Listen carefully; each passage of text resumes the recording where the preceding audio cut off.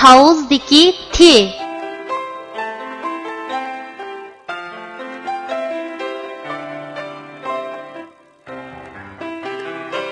Bu harfning talaffuz qilinishi mundaq. T.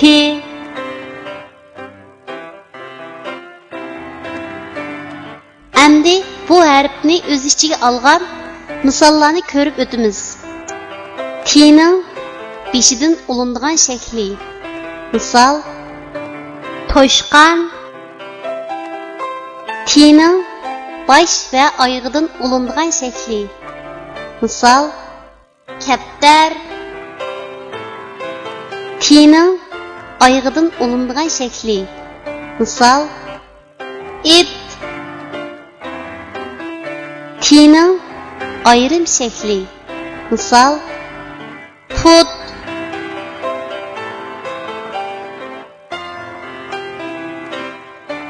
Tuanda biz rasmga birlashtirib, yuqorida o'rganib o'tgan harfning to'g'ri yozilish tartibini mashq qilib o'tamiz. To'shqan T harfining beshidan ulinib keladigan shaklning yozilish tartibi.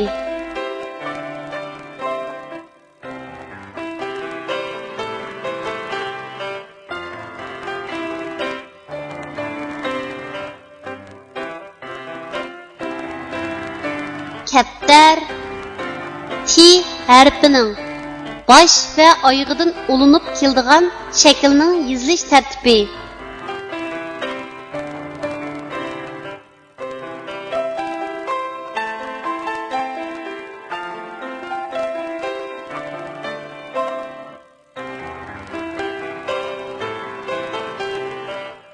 It T harfining oyog'idan ulinib keladigan shaklning yozilish tartibi.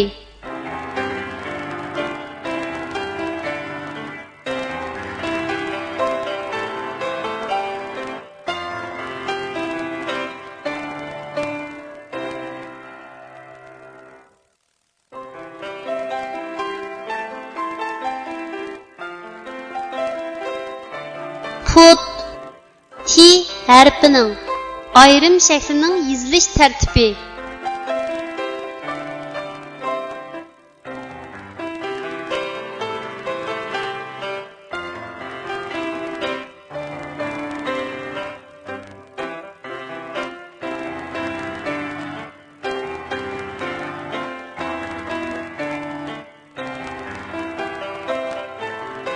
Kichik do'stlar, tuandagi so'zlarni menga aytib o'qinglar.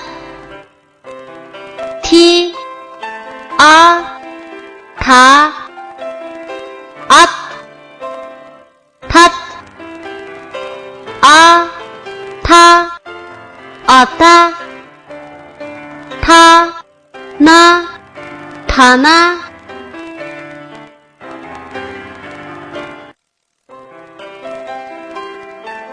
İnaq to'shqanlar. Ormanda bir tulki bor ekan. O to'shqanlarga zarla aramchilik bermabdi. Bir qeri to'shqan to'shqanlarni atrofiga yig'ib, "Qarindoshlar, biz ko'p, tulki yolg'iz, shunga hammamiz birlashib tulkini qo'rqitib o'rmondan quvib o'tayli" debdi. Ular o'rmon ichiga mukinib turib, tulki kelganda hammasi birla vaqtda "Yo'qol bu yerdan" deb vaqirishibdi. Tulki qo'rqqandan o'z-o'ziga: "Voyjon, bu yerda bir yirtqich hayvon bor o'xshaydi. U meni yemoqchimi nima? Ya Allah, uni ovozi nima degan qo'rqinchliqa?" debdi-da, bu yerdan qochib ketibdi.